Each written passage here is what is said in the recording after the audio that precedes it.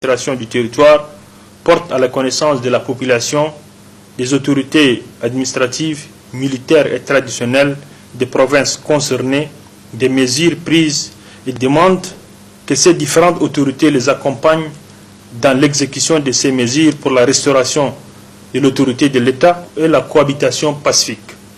Ces mesures sont entre autres 1. Fermeture des frontières pour des raisons sécuritaires et pour contrôler les entrées et sorties avec nos pays voisins, à savoir la Libye, le Soudan et la Centrafrique. Les frontières sont fermées à compter de ces jours, à l'exception des corridors et postes d'entrée ci-après.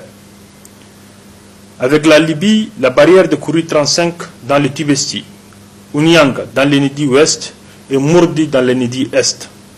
Avec le Soudan, le poste d'Adré dans la province de Ouaddaï, Tiné dans le Wadi Fira et Amdjireme dans le Sila.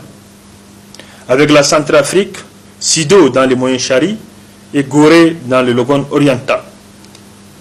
Tout véhicule franchissant nos frontières sans passer par ces postes indiqués sera considéré comme une infraction grave et sera la cible de nos forces de défense et sécurité. 2.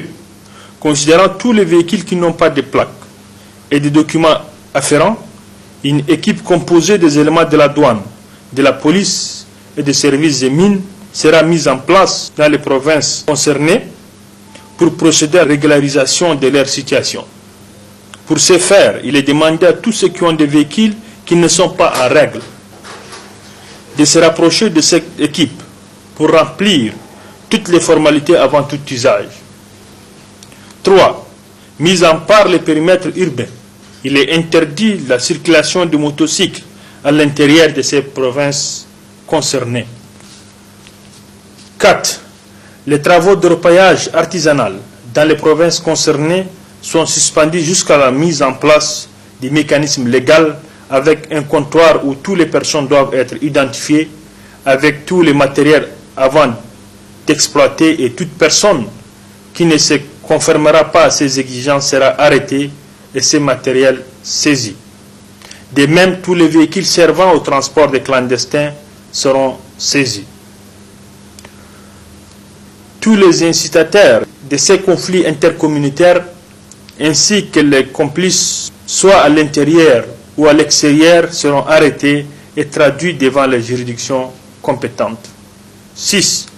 Les éléments de la commission de désarmement seront renforcés et déployés sur l'ensemble des provinces concernées par l'état d'urgence en véhicule à dos de chameaux et de chevaux, soit environ un effectif de 5000 hommes. Toute personne détenant légalement des armes doit les rendre aux autorités traditionnelles ou administratives. Les forces de défense et de sécurité effectueront des fouilles dans les domiciles, les fériques et des villages dont toute personne surprise avec les armes sera punie conformément à la loi et l'arme sera saisie. Les gouverneurs, les chefs des différents commandements des forces de défense et de sécurité des provinces concernées sont instruits pour prendre des dispositions pour l'application de ces mesures, ainsi que les points cités dans les décrets. Restons toujours dans le même ordre. Dit il y a quelques heures de l'entrée en vigueur de l'état d'urgence dans la province du Ouaddaï, le gouverneur a rencontré ce matin les autorités